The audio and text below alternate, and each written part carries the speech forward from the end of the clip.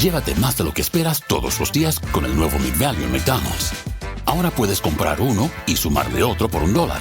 Así que cuando tu equipo favorito enfrente a sus rivales, enfrenta tus antojos con $5 Meal Deals. Y si estás corriendo para alcanzar el desayuno, corre a la app para llevarte ofertas antes del cutoff. Tú decides, y con McValue, tu decisión siempre rinde más. Precios y participación pueden variar. BOGO $1 válido para un producto de igual o menor valor. Debe estar registrado en Rewards para ofertas en el app. Today on CityCast Boise, the Idaho legislative session kicked off with big moves. A resolution banning same-sex unions advanced this week, sparking heated reactions, especially after Democrats helped it advance. We also dive into a bill that could raise the stakes for ballot initiatives. Plus, we're sharing how we're unwinding after an intense political week. It's Friday, January 10th. I'm Lindsay Van Allen, and this is what Boise's talking about. Happy Friday, everyone. Or I don't know, maybe this week it's a TGI Friday. Joining me today is political scientist at Boise State University, Charlie Hunt. Thanks for being here, Charlie. My pleasure. Thanks for having me. It was an explosive week in Boise this week with the legislature starting. There's a lot to talk about, a lot to cover. But I think something that is making national news and has been kind of the talk of the area is Heather Scott's proposal to restore a natural definition of marriage or reinforce that the state wants to ban same-sex unions.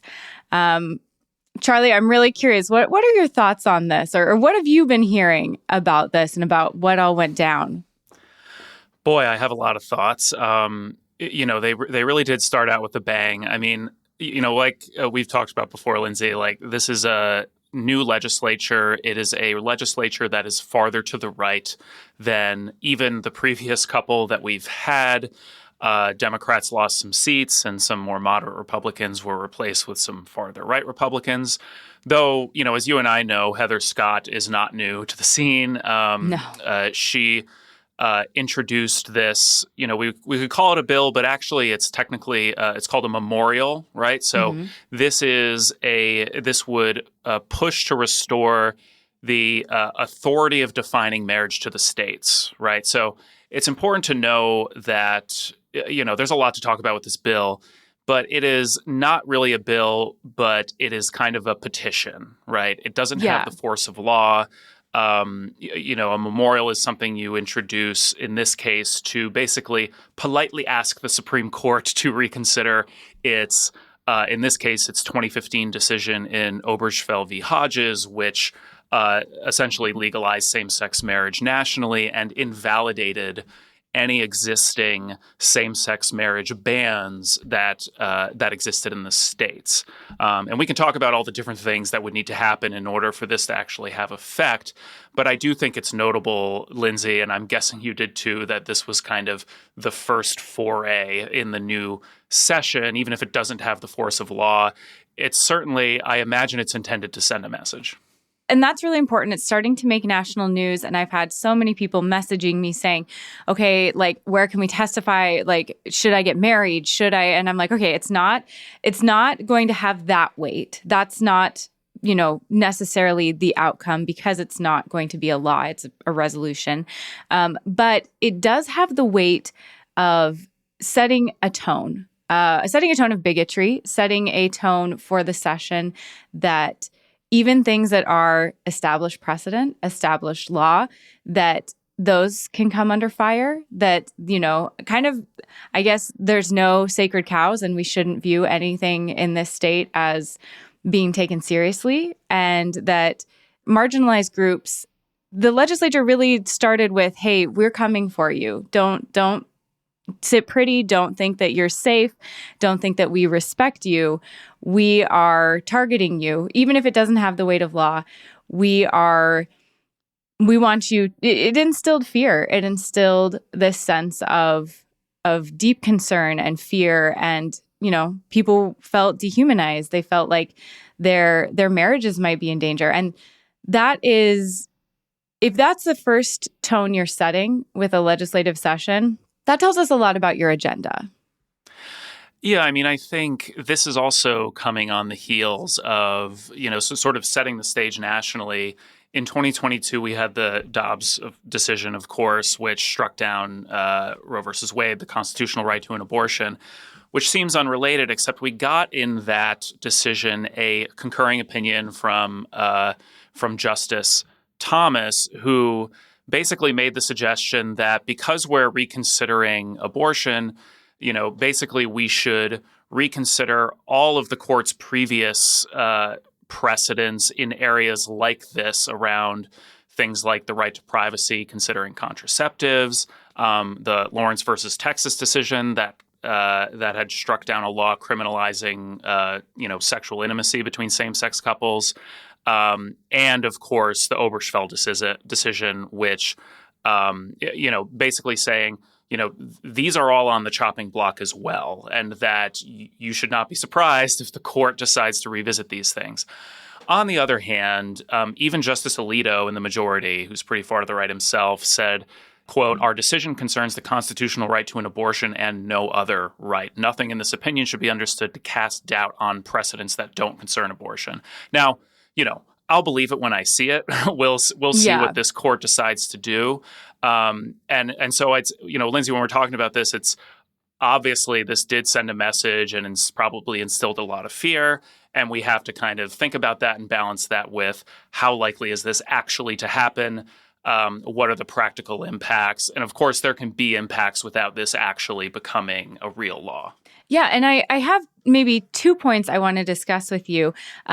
I really want to get your perspective with this being your specialty, law, politics.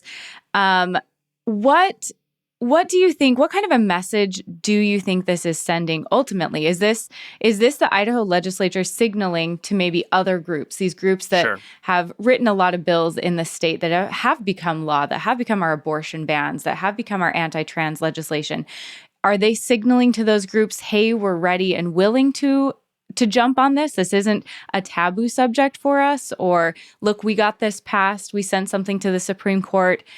Idaho is primed to bring an actual bill. Like, is this testing the waters, do you think? Or was this just Heather Scott being Heather Scott? I think we can't rule out the possibility that it's both, right? That Heather Scott's going to Heather Scott, but also this is, with that statement from that opinion from Justice Thomas in mind, you have groups kind of testing the waters, feeling out where they might be able to get a foothold on some of these issues that I think a lot of us had assumed were like put to bed. And, this memorial in and of itself, even if it passes, both chambers, signed by the governor, all that stuff, even then, right, the Supreme Court is probably going to ignore it. But that doesn't preclude the possibility of groups either in Idaho or outside of Idaho deciding to, for example, bring some kind of legal issue that, some idea that other couples entering into same-sex marriage would violate, my constitutional rights, and therefore I'm going to bring this lawsuit or whatever. And this argument would have to then make its way up the ladder to the Supreme Court. And the court would not only need to decide to hear it, but decide in favor of overturning Obergefell. And we can say that's likely or not likely, or try to read the tea leaves, but actions like this are designed to, I think you're right, Lindsay, send a message that this is possible, this is on the table, and this legislature might have your back legally if you decide to do this, similar to how Idaho had the abortion trigger ban in place ready if the Supreme Court overturned Roe, which it did. So I think, this isn't quite at that level, but it is stepping a toe into the waters here. And I also wanted to bring up that I think this made bigger news than it might have otherwise, considering it's not a bill that will become a law, but because it was passed onto print unanimously, which means everyone in the committee, the House State Affairs Committee, voted to pass this on, including the 2 Democrats who were on the committee, Brooke Green and Todd Achilles. And that caused quite a stir. Did you see anything about this, or were you aware of kind of the impact that this had? Yeah, I mean, I think I think it's probably a little more complicated than assuming, for example, that Reps Green and Achilles are in favor of this. I think they both said, at least I saw a statement of Achilles saying he's obviously not in favor of this, but that sending it to print, right, gives them the opportunity to have the debate and gives them the opportunity to make more public statements about it.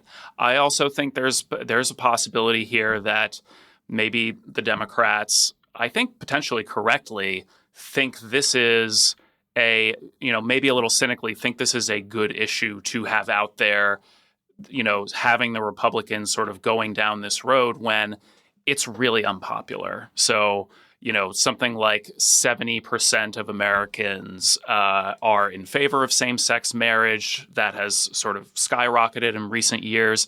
Even some polls have a majority of Idahoans in favor of same-sex marriage, even a majority of Republicans. And so it's possible, too, that Democrats think, like, rather than bury this, let's go to the mat and have this out there, and that this is not a signal that I actually support this. Yeah, I definitely don't think it was a signal they support it. I guess my issue was they're such a minority. If they had voted no and just simply said, I can't believe we're entertaining this even, it still would have gone to print. Like, there's such a minority. A no vote, even symbolically, wasn't going to stop it going to print. Because I do think, let's have the people who are in favor of this really say what they think. Let's get that on the record. Let's get that out there. I can understand that as a political strategy. I just think both of them ran on very LGBTQ support and defense platforms. And I mean, the Idaho Queer Caucus came out and said that was 100% unacceptable to go along, to get along, that their votes weren't going to pass it. And so it I think caused a lot of sudden mistrust and concern about what this session was going to look like. Yeah, and I think the other element here, and Jimmy Dawson at Boise State Public Radio did some reporting on this, that there is this idea, this kind of give and take within House State Affairs and some of these other committees that, as a sort of sign of respect, you send all of these bills to print, and that, if Democrats went with them on this, then maybe the Republicans would go with the Democrats on some of their bills. I'm not sure if that's naive. I'm not sure if that's a strategy worth considering, but I think that's what was in their heads. But again, back to your original point, Lindsay, as far as the message it sends, you have to, as a legislator, maybe think about, compare, okay, do I want my bills out there and think this is a way to do it versus the benefit of signaling to the communities that support me, marginalized communities, that I'm with them and that I'm not going to take this from some of these Republican legislators. Yeah. And I another element that came out with the video being released is that Chairman Crane said, if you don't agree with this, we're not going to hold it against you to not vote for it. Chairman Crane is very aware of public perception. That's something he definitely, in his role as a politician, is aware of. And I think so he knew this was, seeing two Democrats who ran on a very pro-LGBTQ, defending LGBTQ position to then pass this along would be problematic, which it did end up being. And so I think he was aware of that and aware of the optics of that. And so I wonder about this. Did they kind of slip into, he knew what this would look like and he saw that more than they did and they weren't aware of it or didn't realize the impact it would have? I just think it's gearing up to be a wild session for sure.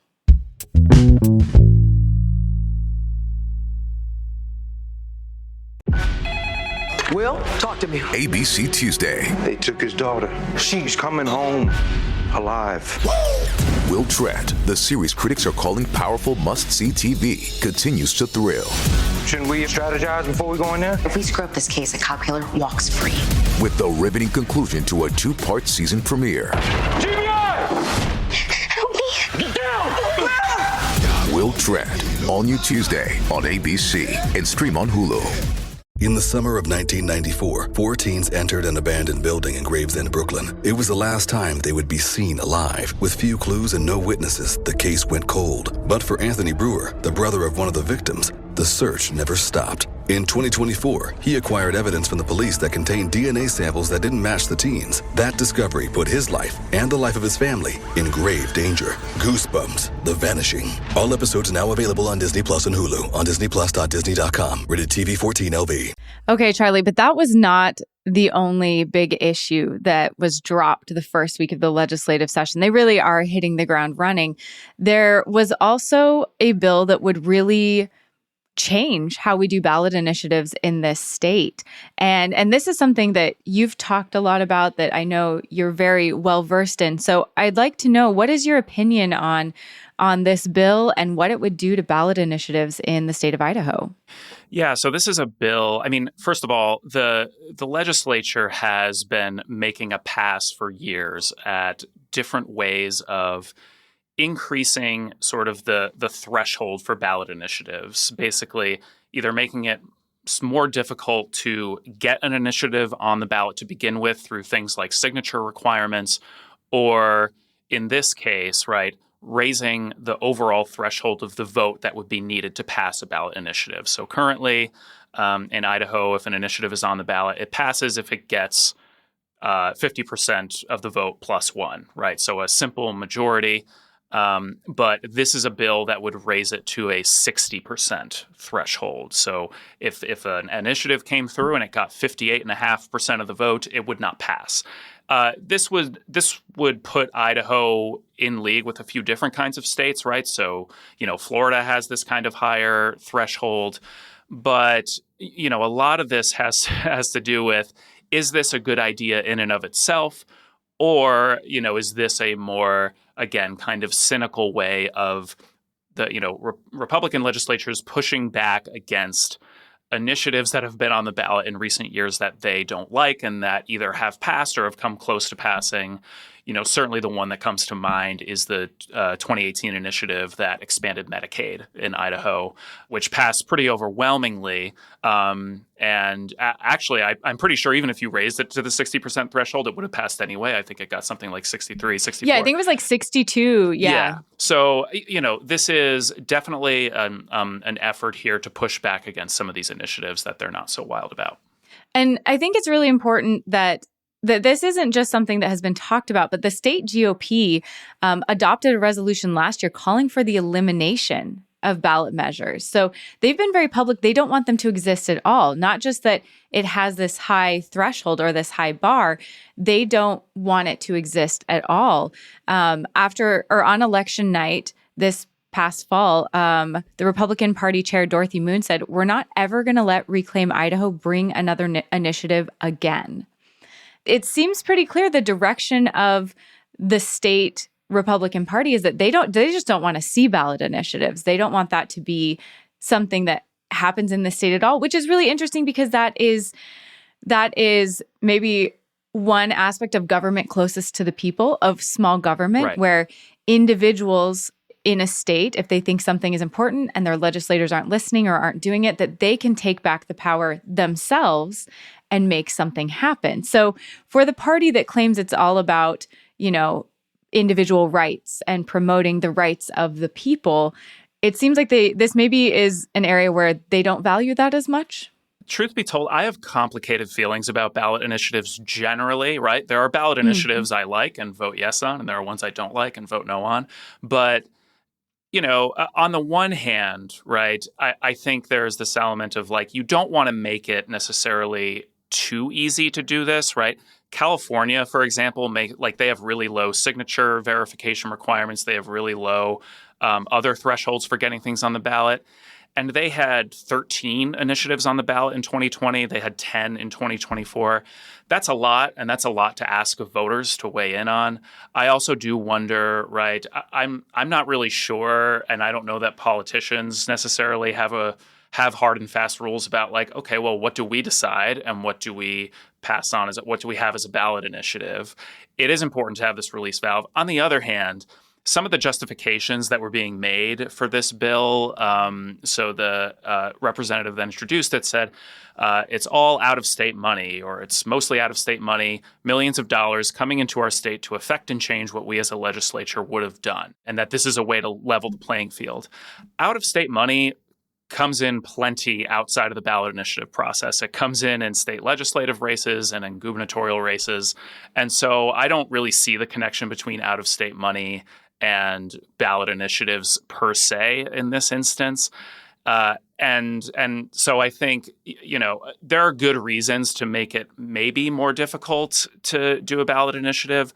But on the other hand, I think there's maybe a little bit of hypocrisy here in some of the reasoning given, when at the end of the day, it really kind of seems to be like it's because there have been a lot of ballot initiatives that they don't like. So do you think with Idaho specifically, where you have to get a majority of the vote, but prior to that, you have to get signatures from at least half of Idaho's 35 legislative districts. And, you have to reach a certain number of signatures.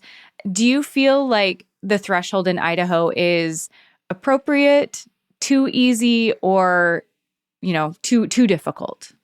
No, I mean, to me, the current threshold is appropriate for getting things on the ballot. We are not overrun with ballot initiatives like California. It's also not impossible to get something on the ballot, right?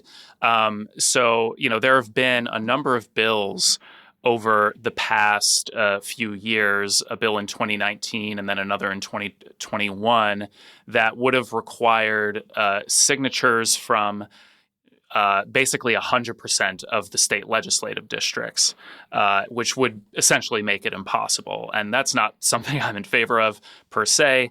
My issue with making it about state legislative districts is that those can be really easily gerrymandered, that it can make it really create kinds of districts that make it impossible for people to get those signatures, especially out in some of these really rural state legislative districts. The idea is to make it so that, not all ballot initiatives are coming from one really populated part of the state. And that is a good thing to have in place. Yeah, it's not coming from Boise. Right. And it's true. You don't want all of them coming from Boise, right? But you also don't want any one district to have a veto on what gets on the ballot.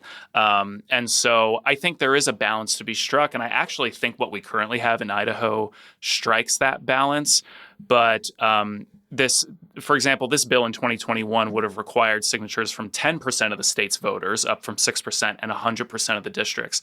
This was overturned by the Idaho Supreme Court, and a similar constitutional amendment proposed just a couple years ago failed in the legislature. So, I'm not sure this bill is necessarily going to go anywhere like all of these other ones, but it is a different legislature, so, we'll have to see. Okay, Charlie, it has been a wild first week of the legislature. Everybody's getting back from the holidays. So I'm really curious, what is your pick of the week? So on the one hand, maybe Lindsay, you and I both know a lot of people who are doing dry January. On the other hand, this past week, maybe we'll want a glass of wine at the end of it. And so my pick of the week is Les Bois Wines. This is a wine bar that is relatively new. I think they opened in 2023. It's on Bannock between 9th and 8th.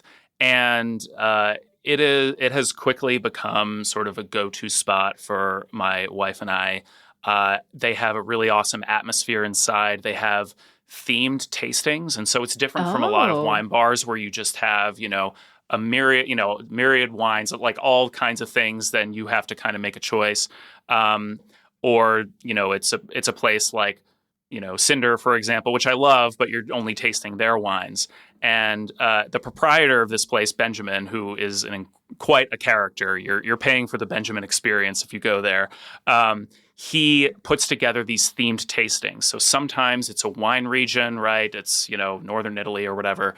But sometimes it's a more abstract theme. Like back in October, he had a haunted wines week, and he interpreted that sort of very widely. And so you kind of get this story going along with the wines that you're tasting. And frankly, I've rarely had a wine there that I don't like. I think it's really a ton of fun. Oh, that sounds fantastic. And maybe what people who aren't doing dry January will need to do throughout the legislative session. Yeah, or I'll see you in February. My pick of the week is in a similar vein. I realized midday yesterday, my shoulders were up to my ears. And I'm like, oh, I am carrying all of the tension of the first 3 days of the legislative session in my back. That's not healthy. I'm not going to make it very far if this is how I am 3 days in. So my pick of the week is Massage Time in Eagle. They are my favorite massage place. And this isn't going to be everybody's cup of tea, but when I'm getting a massage, like don't actually break my back, but almost. Like really, Right. really get in there and just like sometimes I'm like, oh, that's almost, no, that's actually perfect. That's perfect. And everybody there, every time I've got a massage there, I'm like, they're so strong. They're maybe the strongest people in the Treasure Valley. But afterwards I leave like so relaxed, so just like, okay, all right. I got rid of all that tension. I can, refocus on what I got to do. So you know what? I've never gotten a massage in my entire life. What? So I know this is shocking, but I mean, my pick of the week probably indicates how I deal with stress, but I feel like this would be a much healthier way, especially for the dry January folks. So maybe I will have to, I mean, I sort of think sometimes like maybe it's like issues with personal space and things like that. And so that's maybe something I have to get past. But if I can just sort of let go, I can imagine that being something that I would really enjoy. So maybe if I am going to, get my first massage, it'll have to be there. Okay. Let me know, because I definitely want to follow up if this is something you try out. I'm really curious your thoughts if you've never done it before. So that might be an update for another episode. But thank you so much. I'm really, I haven't ever been to Le Bois, and so I'm really excited to try that out. I think maybe we can swap. I'll go to Le Bois one time. That's right. You try a massage. We'll see who is more relaxed throughout the session. Yeah, I have the feeling neither of us are going to be relaxed, but it's worth a try.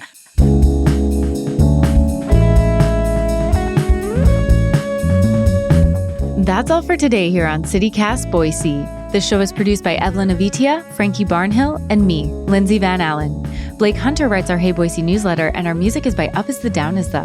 If you enjoyed our show today, leave us a review. It helps other people find us. We'll be back on Monday with a look at the local impact of Christian nationalism.